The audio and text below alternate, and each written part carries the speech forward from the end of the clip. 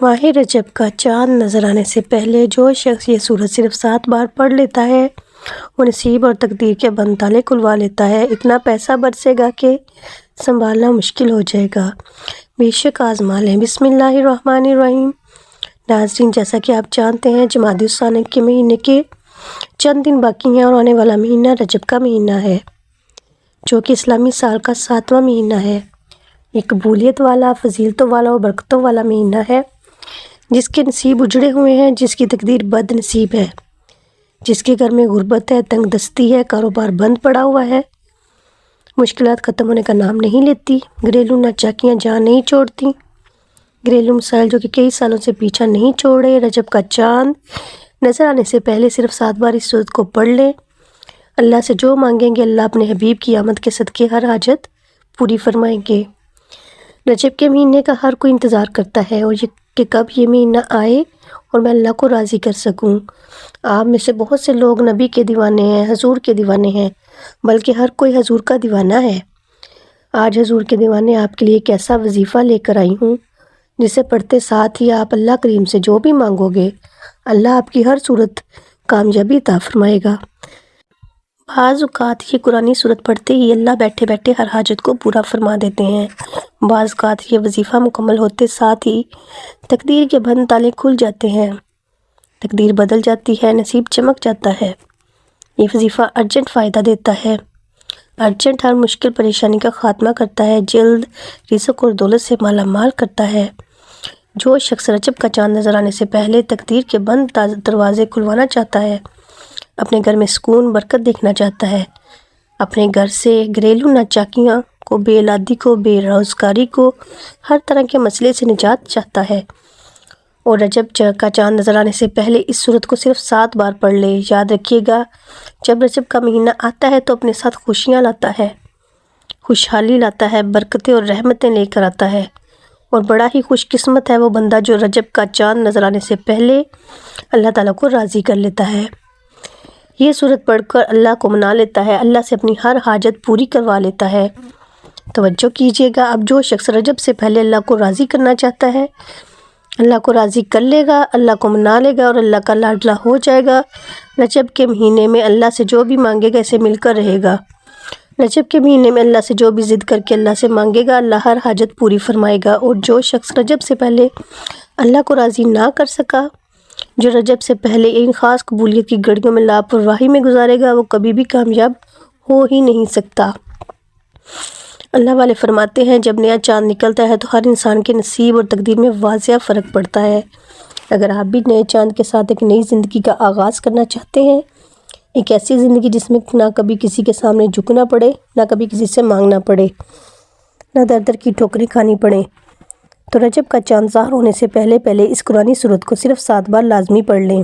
رجب کا چاند نظر آنے سے پہلے جس گھر میں یہ سورت 7 بار پڑھ لی جاتی ہے، رجب کا چاند نظر آتے ہی اللہ ہر حاجت کو پورا فرمائے گا۔ جس گھر میں رجب کا چاند ظاہر ہونے سے پہلے یہ وظیفہ پڑھ لیا جاتا ہے وہ گھر اسی سال ارب پتی بن جائے گا انشاءاللہ تعالی۔ رجب سے پہلے یہ دن بڑے خاص اہمیت کے حامل ہیں، یہ دن بڑے قبولیت کے دن ہیں، بڑی عظمت والے دن ہیں، بڑی برکت والے دن ہیں۔ خدا را دنیا جہان کے تمام کام چھوڑ کر رجب کا چاند نظر آنے سے پہلے اس قرآنی سورت کو 7 بار پڑھ کر دیکھیے گا۔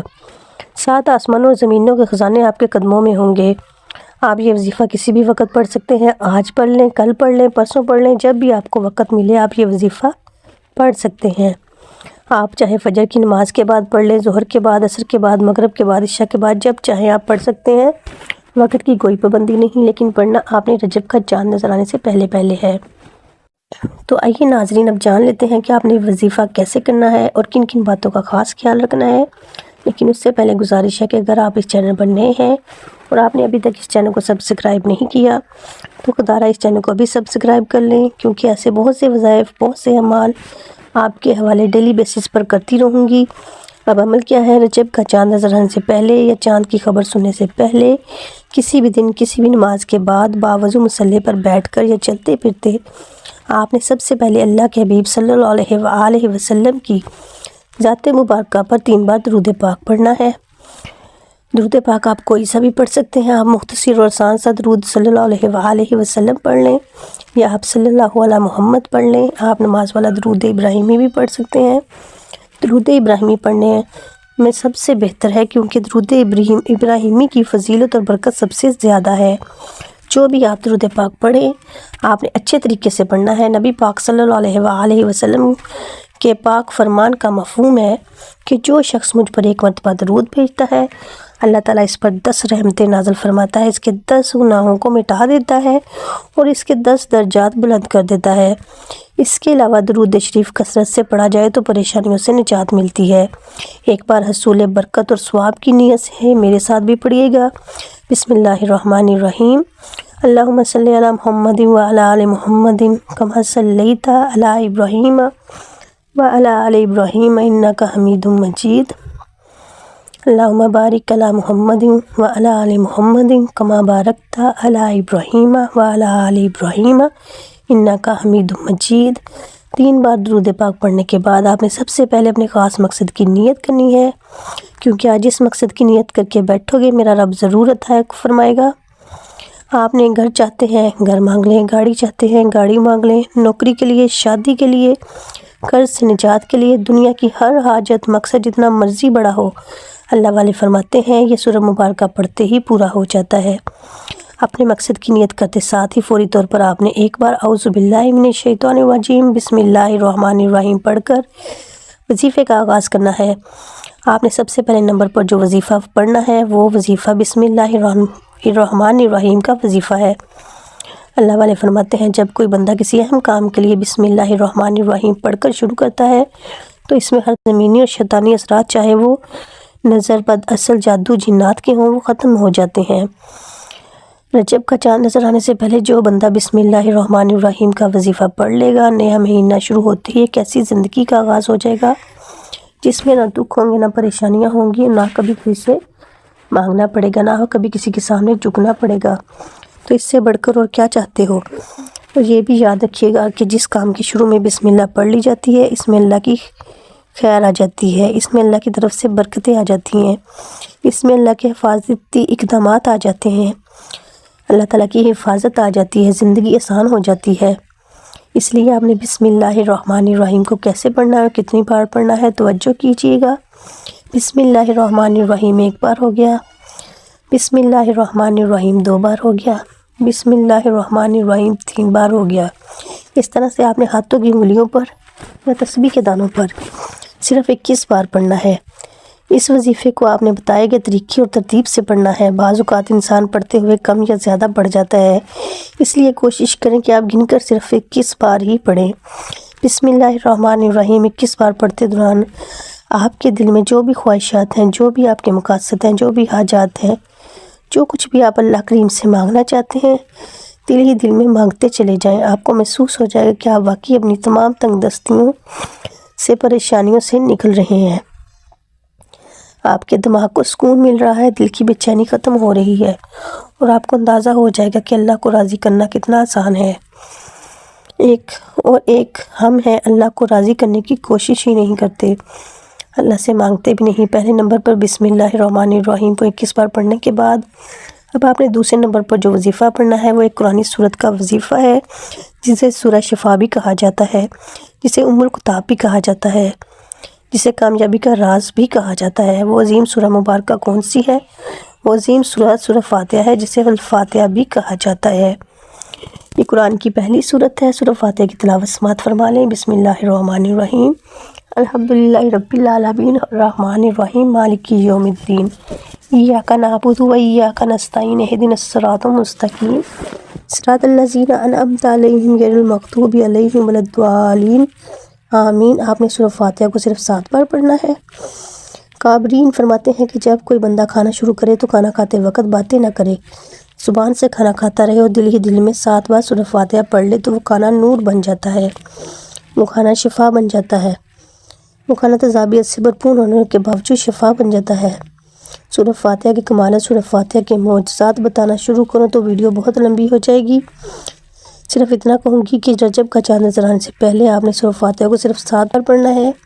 7 کا عدد یاد رکھیے گا، ہفتے کے دن بھی 7، آسمان بھی اور 7 زمینیں بھی 7، اور جب آپ رجب کا چاند نظر آنے سے پہلے 7 بار سورہ فاتحہ پڑھیں گے تو اللہ 7 آسمانوں اور 7 زمینوں کا رزق آپ کے مقدر میں لکھ دے گا انشاءاللہ۔ جو شخص کہتا ہے کہ مجھے وظیفوں کا کبھی فائدہ نہیں ہوا، میری دعائیں قبول نہیں ہوتی، وہ ایک بار رجب کا چاند نظر آنے سے پہلے اس ایک قرآنی سورت کو 7 بار پڑھ کر ہاتھ اٹھا کر اللہ سے دعا مانگے، جو مانگے گا انشاءاللہ مل جائے گا۔ بس رب کریم سے ضد کر کے مانگنے والا ہونا چاہیے۔ ایک بات یاد رکھیے گا، سورۃ فاتحہ کو 7 بار پڑھنے کا مطلب ہے 7 بار پڑھنا ہے، جلد بازی سے نہیں پڑھنا، محبت اور عقیدت سے پڑھنا ہے۔ سورۃ فاتحہ اللہ کا شکر بھی ہے، سورۃ فاتحہ صراط مستقیم کی تلقین بھی ہے، اور سورۃ فاتحہ اللہ کو راضی کرنے کا، اللہ کو منانے کا ایک خاص راز بھی ہے۔ دوسرے نمبر پر 7 بار سورۃ فاتحہ پڑھنے کے بعد آپ نے آج کا تیسرا اور آخری وظیفہ جو پڑھنا ہے، وہ وظیفہ اللہ کے صفاتی نام کا وظیفہ ہے۔ وہ صفاتی نام یا غنیو، جو پڑھنے والے کو غنی کر دیتا ہے، جو فقیر کو بادشاہ بنا دیتا ہے، جو غیب سے رزق اور دولت کی تمام بندشوں کا خاتمہ کر دیتا ہے، جو کہتا ہے کہ میرا روزگار نہیں کھلتا، جو کہتا ہے میں نسل در نسل سے کئی سالوں سے غربت کا شکار ہوں، اور رجب کا چاند نظر آنے سے پہلے سورۃ فاتحہ کو 7 بار پڑھنے کا با یا غنیو کو پڑھ لے۔ جو یہ وظیفہ پڑھے گا اس پر نظر خاص ہو جائے گی۔